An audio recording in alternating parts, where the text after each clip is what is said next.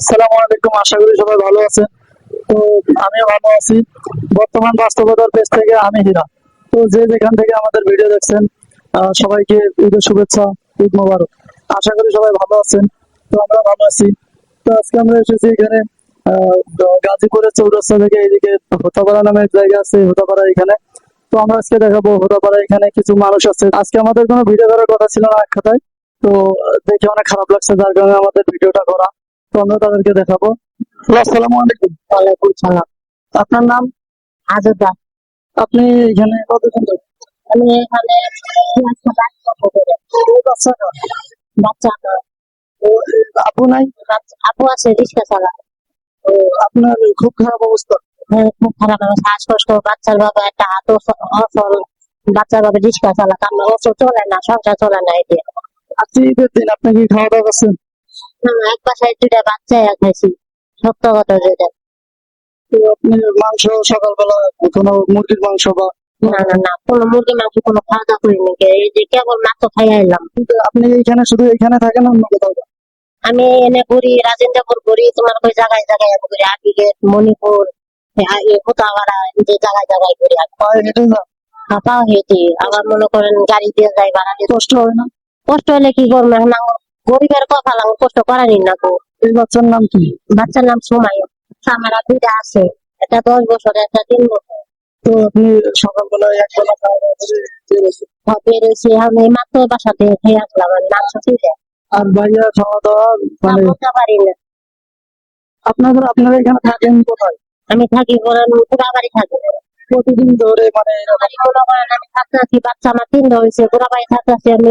এই জায়গাটা আমার বয়স যেত দিন তত দিন আমি থাকতেছি, এত আমি থাকতে আইসি আর শুধু থাকি। আপনি এখানে কতদিন ধরে মানে এরকম চেষ্টা করেন? আমি বিকাওয়াতে আছি মনে করেন পরে 5 বছর 6 বছর হলো বিকাওয়াতে আছি। একদিনে যে টাকা উঠে এটা দিয়ে আপনার মানে খাওয়া দাওয়া চলে যায়?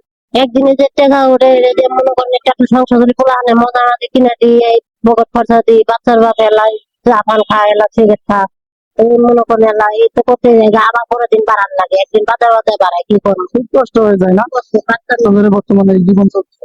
এমনি এমনি চলন চাইতেছেন, বাচ্চা শুয়ার না হওয়া পর্যন্ত আমি চাকরি বাকরি নেওয়া হয়তো। তাহলে আমরা আপনারা যদি কিছু খেতে দেই বা আমরা নিজে যদি আপনার আপনি কিন্তু আমার মায়ের মতো বয়সী।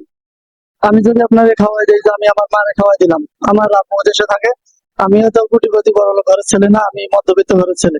আমি এটা আপনার মানে যদি দেই তাহলে কি আপনি খাবেন? অবশ্যই নেবো। তাহলে এই আন্টিকে আপনি চেনেন? না আমি চিনি না, তো পাগল ছাগল এলে বয়ে থাকে, বুঝার নাই গেলে আমি চিনি না, আমি একলাই ঘুরি, একলাই যাই, আমার কোনো সঙ্গী নাই। হাটে নাকি আপনি সাথে? আমি তো সারাদিন কোনো করে নিয়ে থাকি, কদিন পেট বুক পিঠের ব্যথায় মনে করেন বাড়া হয়ে গেছে, বিছনায় করে আসছিলাম। তো কোনো থাকে তো, আবার একটা গাড়ির ব্যাগ থাকে। তো আপনার জন্য আমাদের পক্ষ থেকে ছোট্ট একটা উপহার, সামান্য এটা দাও, আমি তাকে দিচ্ছি।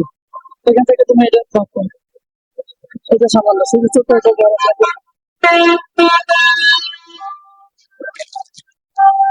আপনি খুশি?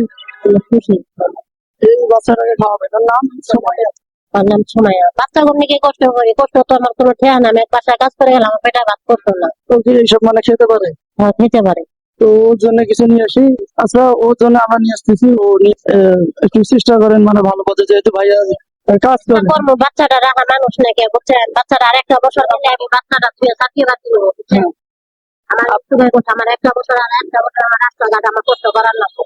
আপনার ছেলে মেয়ে মানে বিয়ে শাদী হয়েছে? না, বাচ্চা একটা 10 বছর, একটা হয়েছে 3 বছর, একটা 10 বছরের স্কুলে দিছি। পড়াশোনা করে সবাই? ওখানে দিছি, তা মনে করেন পড়াশোনা করতেছে, খরচা পাতি আর পিছিয়ে ঢালতাছি, বা 3টা পুলানের পিছিয়ে খরচা তো কম যায় না, পড়ার লেখা খরচা তো কম যায় না, গাড়ি ভাড়া এটা চলে না, এই দিয়ে বাচ্চা ভাবে এই যে বাবুর জন্য সাধারণ এই যে এতটুকু দাও, আমি আমি দিতেছি। ঠিক আছে, তোমার নাম সুমাইয়া? ঠিক আছে, এই যে আমি তোমার ভাই। দর্শক দেখলেন তো আজকের অবস্থা। তো বর্তমান এই ব্যস্ততার শহরে খুব একটা খারাপ অবস্থা, যাই হোক বললেই চলে। তো আজকে এ পর্যন্ত, আর এখান থেকে বিদায় নেব। সবাই পরিবারের সাথে ঈদ কাটাবেন সুন্দরভাবে, এই প্রত্যাশা করি। সবাই ভালো থাকবেন, সুস্থ থাকবেন। আল্লাহ হাফেজ।